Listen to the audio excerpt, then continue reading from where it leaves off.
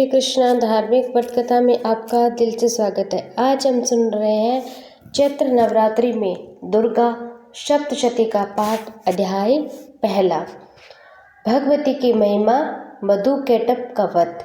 भगवान विष्णु के सो जाने पर मधुकैटभ को मारने के लिए कमल जन्मा ब्रह्मा जी ने जिसका स्तवन किया था, उन महाकाली देवी का मैं स्तवन करता हूँ। वे अपने वश हाथों में खड़ग, चक्र, गदा, बाण, धनुष, पृग, शूल, शूरभंगी, मस्तक खड़ग धारण करती है। उनके 3 नेत्र है। वे समस्त अड़ंग दिव्य आभूषण से सुशोभित है। उनके शरीर की क्रांति नीलमणि के समान है तथा वे 10 मुखों और 10 पैरों से युक्त है। श्री मार्कंडेय जी बोले, सूर्य के पुत्र सावणी जो 8वें मनु के कहे जाते हैं, अब उनकी उत्पत्ति की कथा विस्तार पूर्वक कहता हूँ, सुनो। सूर्य कुमार महाभाग सावणी भगवती महामाया के अनुग्रह से जिस प्रकार मनवंतर के स्वामी हुए, वही प्रसन्नता सुनाता हूँ। पूर्व काल की बात है।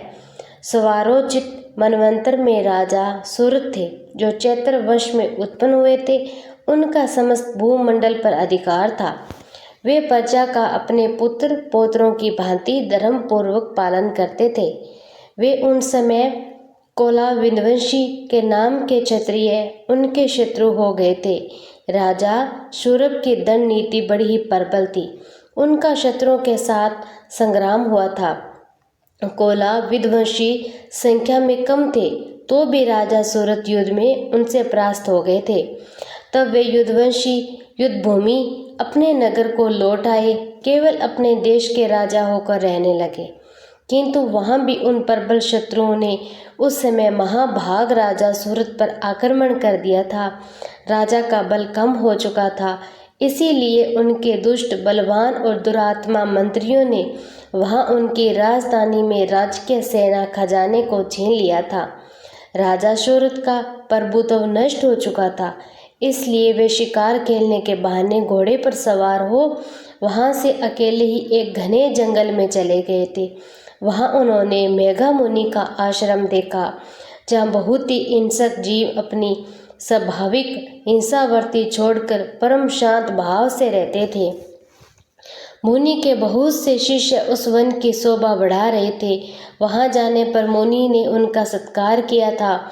वे उन मुनि श्रेष्ठ के आश्रम पर इधर उधर विचार करते हुए कुछ समय तक रहे। फिर ममता के वशीभूत होकर वहां इस प्रकार चिंता करने लगे कि पूर्व काल में मेरे पूर्वजों ने जिसका पालन किया था, वही नगर आज मुझसे रहित है। पता नहीं मेरे दुराचारी उसकी धर्मपूर्वक रक्षा करते हैं या नहीं। जो सदा मत की वर्षा करने वाला और सूरवीर था, वह मेरा प्रधान हाथी अब शत्रुओं के अधीन होकर न जाने किन भोगों को भोगता होगा।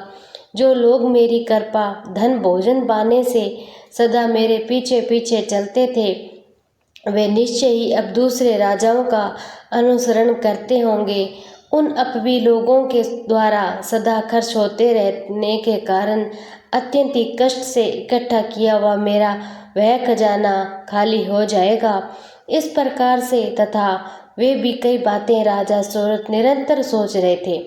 एक दिन उन्होंने वहां मेघा ऋषि के आश्रम के निकट एक वेश्या को देखा। उससे पूछा, भाई तुम कौन हो? यहाँ आने का क्या प्रयोजन है? तुम क्यों शोक से ग्रस्त और खिन्न चित्त दिखाई देते हो? राजा सूरत का यह प्रेम पूर्वक कहा हुआ वचन सुनकर वेश्या ने विनती भाव से उन्हें प्रणाम करके कहा। वेश्या बोला, राजन, मैं धनिकों के कुल में उत्पन्न समाधि नाम वेश्या हूँ। मेरे पुष्ट सभी पुत्रों ने धन के लोभ से मुझे घर से बाहर निकाल दिया। मैं इस समय धन, सभी और पुत्रों से विहीन हूँ। मेरे विश्वास पात्र बंधुओं ने मेरा ही धन लेकर मुझसे दूर कर दिया। इसीलिए दुखी होकर आज मैं वन में चला आया। यहाँ रहकर मैं इस बात को नहीं जानता कि मेरे पुत्रों की स्त्री की सब जनों की कुशल या है नहीं। इस समय घर में वे कुशल रहते हैं या नहीं, उन्हें कोई कष्ट तो नहीं।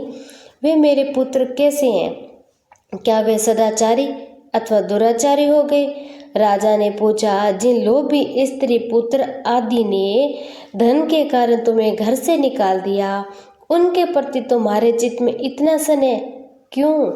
वैश्य बोला, आप मेरे विषय में जो कहते हैं वे सब ठीक है, किंतु क्या करूं, मेरा मन निठुर धारण नहीं कर सकता। उन्होंने धन के लोभ में पड़कर पिता के प्रति स्नेह, पति के प्रति प्रेम, आत्म परिजनों के प्रति अनुराग, तिलाजली वे मुझसे घर से मुझे निकाल दिया। उन्हीं के प्रति मेरे हृदय में इतना स्नेह कैसे? गुणहीन बंधुओं के प्रति भी जो मेरा चित्त इस प्रकार प्रेम मगन हो रहा है, ये क्या है? इन बातों को मैं जानकर भी जान नहीं पा रहा हूँ। उनके लिए मैं दीर्घ श्वास ले रहा हूँ और मेरा हृदय अत्यंत ही दुखी हो रहा है। उन लोगों ने मेरे प्रति प्रेम पर सर्वथा अभाव है, तो भी उनके लिए मेरा मन निठुर नहीं है। इसके लिए मैं क्या करूं? तब श्री मार्कंडेय जी बोले, ब्राह्मण, तदंतर राजाओं में श्रेष्ठ सूरत वह समाधि जन नामक वैश्य दोनों साथ साथ मेघा मुनि के सेवा में उपस्थित हुए। उनके साथ यथा योग न्यायकुल विनयपूर्वक व्यवहार करके बैठ गए। उसके बाद वैश्य और राजा ने वार्तालाप आरंभ कर दिया। राजा ने कहा, भगवान, मैं आपसे एक बात पूछना चाहता हूँ, बताइए। मेरा चित्त अपने अधीन न होने के कारण यह बात मेरे मन को बहुत ही दुखी करती है। जो राज्य मेरे हाथ से चला गया, उसमें उसके संपूर्ण अंगों में मेरी ममता बनी हुई है। मुनि श्रेष्ठ, यह जानते हुए भी अब मेरा नहीं, अज्ञानी की भांति मुझे उनके लिए दुख है। ऐसा क्यों? इधर यह वैश्य की भांति होकर आया, इसके पुत्रों, इसकी स्त्री, नौकरों ने इसे छोड़ दिया, सब जनों ने इसका त्याग कर दिया, फिर भी उनके प्रति अत्यंत स्नेह ये क्यों रख रहा है? इस प्रकार तथा हम दोनों दुखी हैं। जिसमें प्रत्यक्ष दोष देखा गया, उस विषय के लिए भी हमारे मन में ममता जनित आकर्षण पैदा आखिर क्यों हो रहा है? महाभाग, हम दोनों समझदार हैं, तो भी हमें इतना मोह क्यों है? क्या है ये? विवेक शून्य पुरुष की भांति मुझ में और इसमें भी यह मूर्ता प्रत्यक्ष दिखाई दे रही है। ऋषि बोले, महाभाग, विषय मार्ग का ज्ञान सब जीवों को है।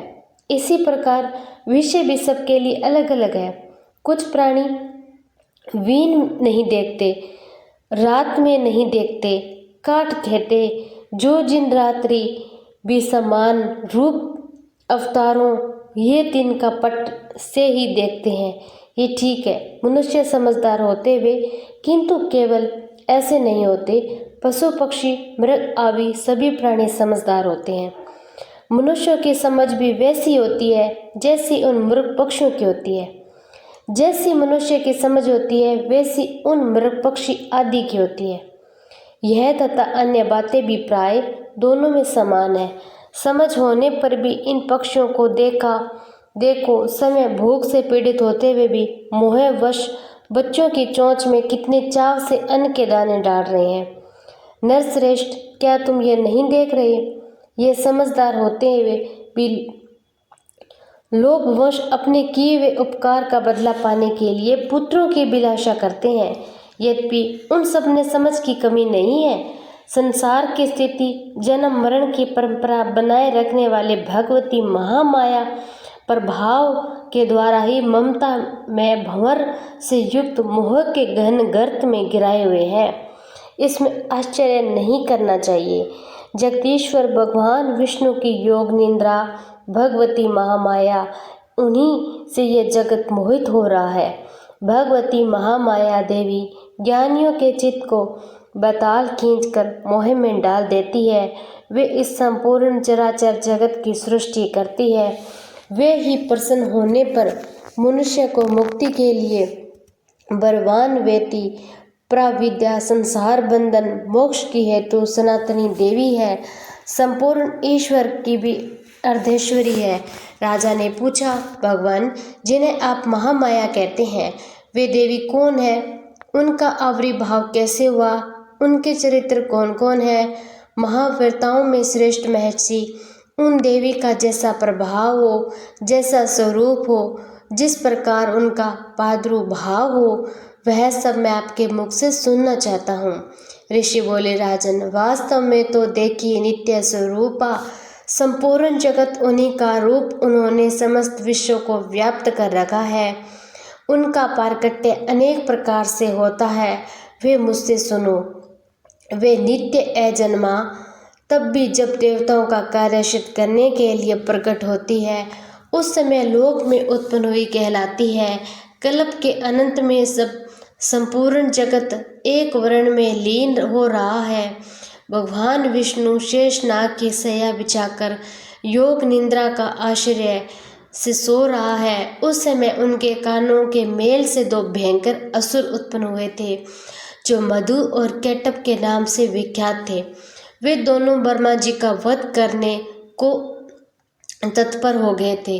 भगवान विष्णु की नाभि कमल में विराजमान प्रजापति ब्रह्मा जी ने जब उन दो दोनों भयानक असुरों को अपने समीप आया हुआ भगवान को निद्रा मगन देखा, तो एक चित्त होकर उन्होंने भगवान विष्णु को जगाने के लिए उनके नेत्रों में निवास करने वाली योग निद्रा को सत्वन आरंभ किया, जो इस विश्व की अधेश्वरी जगत को धारण करने वाली, संसार का पालन संहार करने वाली तेज स्वरूप भगवान विष्णु की अनुपम शक्ति है। उन्हीं भगवती निद्रा देवी की भगवान ब्रह्मा स्तुति करने लगे। ब्रह्मा जी बोले, देवी, तुम्ही स्वाहा, तुम्ही स्वेदा, तुम्ही सृष्टकार हो, सवर भी तुम्हारे ही स्वरूप है, तुम्ही जीवनदायिनी शुदा हो। नित्य परवण में अकार, उकार, मकार, इन तीनों मात्राओं के रूप में तुम्हें स्थित हो। इन तीनों मात्राओं के अतिरिक्त जो बिंदु रूप नित्य अर्थ मात्रा, जिसका विशेष रूप से उच्चारण नहीं किया जा सकता, वे भी तुम ही हो।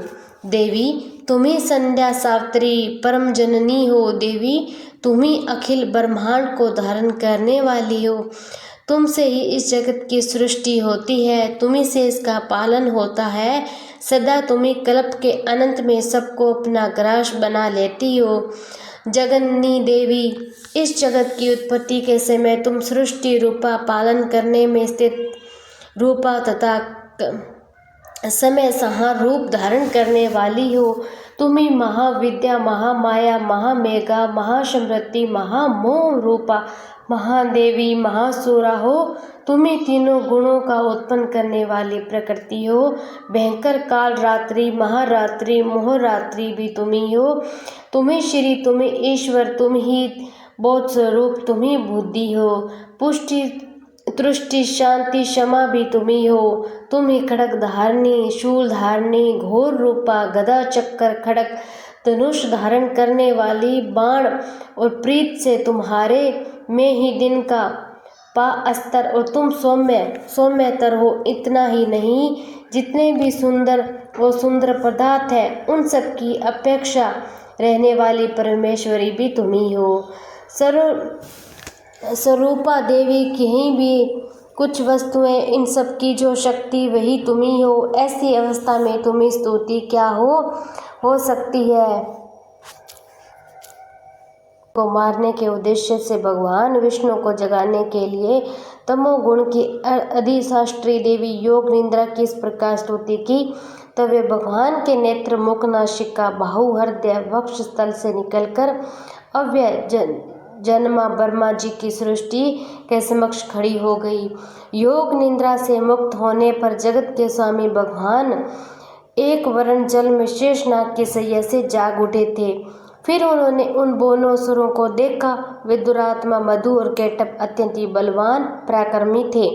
क्रोध से लाल आंखें किए हुए विष्णु जी को खा जाने के लिए उद्योग कर रहे थे। तब भगवान श्री हरि ने उठकर उन दोनों के साथ 5000 वर्षों तक केवल बाहु युद्ध किया। वे दोनों ही अत्यंत बल के कारण उन्मत्त हो रहे थे। इधर महामाया ने भी उन्हें मोह में डाल रखा था। इसीलिए वे भगवान विष्णु से कहने लगे कि हम तुम्हारी वीरता से संतुष्ट हैं, तुम हमसे कोई वर मांग सकते हो। तब भगवान बोले, यदि तुम दोनों मुझ पर प्रसन्न हो तो अब मेरे हाथों से मारे जाओ। बस इतना सा ही मैंने वर मांगा, यहाँ अन्य किसी वर से क्या लेना। इस प्रकार छल जाने पर जब उन्होंने संपूर्ण जगत में जल ही देखा, तब जब कमल नयन भगवान से कहा, जहाँ पृथ्वी जल में डूबी हुई न हो, जहाँ सूखा स्थान वही हमारा वध करो। श्री बोले विष्णु भगवान बोले तथास्तु कहकर खड़ग चक्र गवा धारण करने वाले भगवान ने उन दोनों के मस्तक अपनी जांघ पर रखकर चक्र से काट डाला था। और इस प्रकार देवी महामाया ब्रह्मा जी की स्तुति करने पर समय प्रकट हुई। अब तुमसे उनके भाव का पुण्य वर्णन कहता हूँ, ये भी सुनो। नमो दुर्गे सुख करणी, नमो नमो दुर्गे दुख हरणी। निरंकार है ज्योति तुम्हारी, तिहु लोक फैली उजियारी। शशि ललाट मुख महाविशाला, नेत्र लाल भ्रुकुटी विकराला। रूप मात को अधिक सुहावे, दरस करत जन अति सुख पावे। तुम संसार शक्ति ले कीना, पालन हेतु अन धन दीना। अन्नपूर्णा हुई जगपाला, तुम ही आदि सुंदरी बाला। परल काल सब नासन हारी, तुम घोरी शिव शंकर प्यारी। शिव योगी तुमरे गुण गावे, ब्रह्मा विष्णु तुम्हें नित ध्यावे। रूप सरस्वती को तुम धारा, देसो बुद्धि ऋषि मुनि भारा। धरियो रूप नरसिंह को अम्बा, प्रगट भाई फाड़ कर कंबा। रक्षा करी प्रहलाद बचायो, हिरण्याकश को स्वर्ग पठायो। लक्ष्मी रूप धरो जग माही, श्री नारायण अंग समाही। क्षीर सिंधु में करत विशाला, दया सिंधु दीजे मन आशा।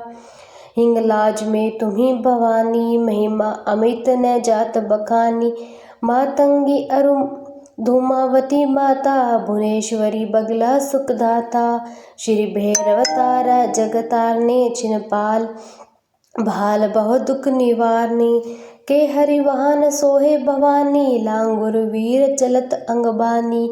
कर में खफर खड़क विराजे, जाको देख काल डर भाजे। सोहे अस्त्र को त्रिशूला, जाते उठत शत्रु ही है सूला। नगर कोट में तुम्ही विराजत, तुम्ही लोक में डंक बजात।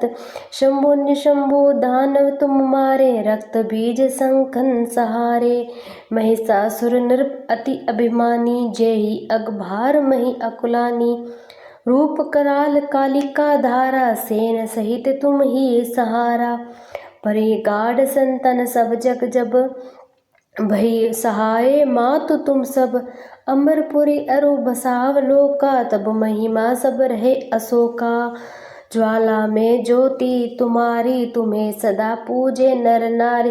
प्रेम भक्ति से जो यस गावे, दुख दरिद्र निकट नहीं आवे। ध्यावे तुम जो नर मन नाई, जन्म मरण जाको छूटी जाय। जोगी सुर मुनि कहत पुकारी, योग न हो बिन शक्ति तुम्हारी। शंकर आरज तप कीनो, काम अरु क्रोध जीती सब लीनो। निश दिन ध्यान धरो शंकर को, काहू काल नहीं सुमिरो तुमको। शक्ति रूप का मर्म न पायो, भक्ति शक्ति कही तब मन पछतायो। शरणागत हुई कृति बखानी, जय जय जय जब जगदम्ब भवानी। भई प्रसन्न आदि जगदम्बा, दही शक्ति नहीं की विलंबा। मोह को मात कष्ट अति घेरो, तुम बिन कोर हरे दुख मेरो। आशा तृषा निपट सतावे, रिपु मूर्ख मोहि डर। शत्रु नाश कीजे महारानी, सुमिरो इक चित तुम्ही भवानी। करो कृपा मात दयाला, ऋषि दी केहू करो निहाला। जब लगी जीहू दया फल पाहूँ, तुमरे यश में सदा सुनाऊँ। दुर्गा चालीसा जो कोई गावे, सब सुख भोग परम पद पावे। देवी दास